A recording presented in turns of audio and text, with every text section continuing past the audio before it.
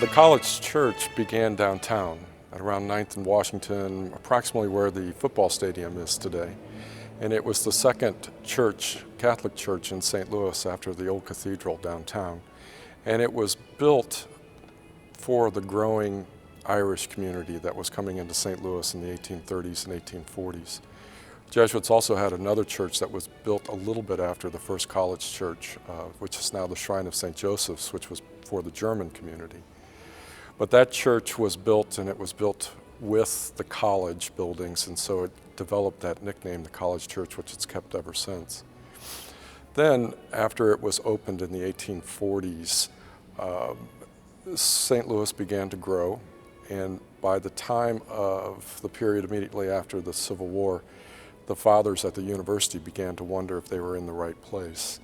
There's a quote from one of them that said we needed to move the college because business and industry was growing too close, and so they didn't think that a college in the middle of an urban environment was the right thing to do. And if they were going to move the college, then they would move the church as well. So they purchased this property where we are right now, which in St. Louis was known as the Lindell Grove, in 1867, and didn't have the money and the resources to begin any sort of construction until 1883.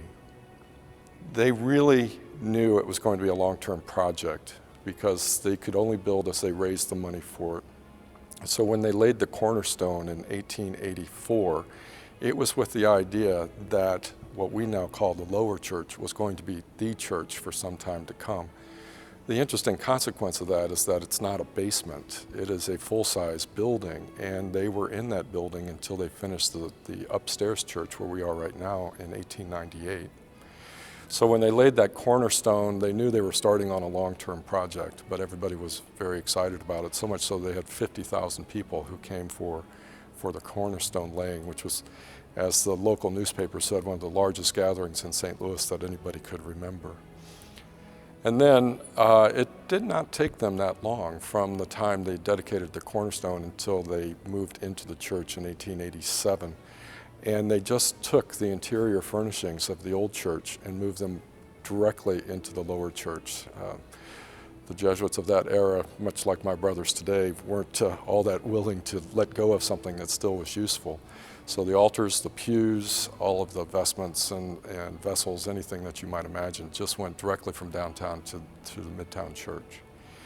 Then in 1888, Father Braungeest, Henry Braungeest, who was one of the men recruited by Father de Smet to come to St. Louis, was named pastor, and he was here until 1914. And he is typically credited with kind of being the catalyst and driving force to bring the church to completion during his time as pastor. They did not scrimp. They knew they were doing something important. By that time, Grand and Lindell was the significant intersection of the city.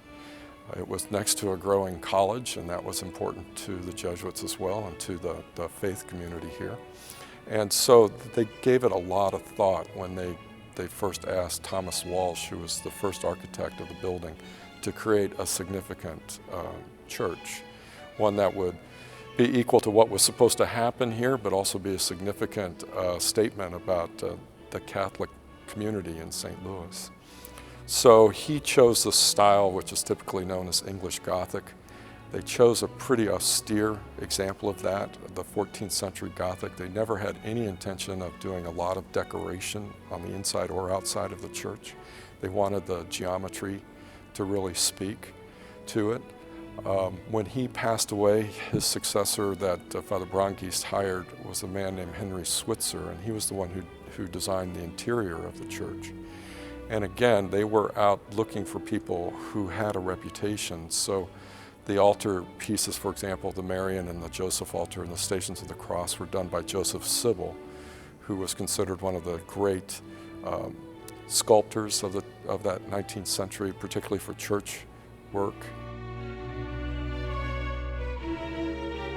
The stained glass that everybody comments on today didn't get installed until the 1930s, partly because it was just so expensive.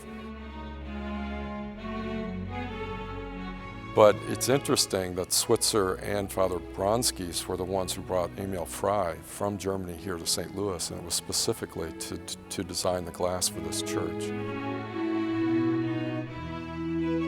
But it was his son, Emil Frey Jr., who did the stained glass windows that are in the church today. The original glass was kind of an amber colored glass. It provided a kind of a beautiful soft light, but it had no representation, no saints or no Jesuit iconography like you would find in the windows today.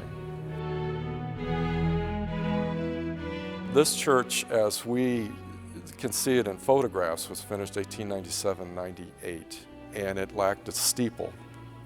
Now, they never had any intention of putting a steeple on here. The original architectural drawings show a steeple, but it was always considered to be kind of the last thing. So the church was constructed in 3 phases. The basement church, which was used for 15 or so years, the upper church, which is still in use today, and then the steeple. Well, they started that construction for the steeple in 1912 and followed pretty closely the original renderings of Thomas Walsh.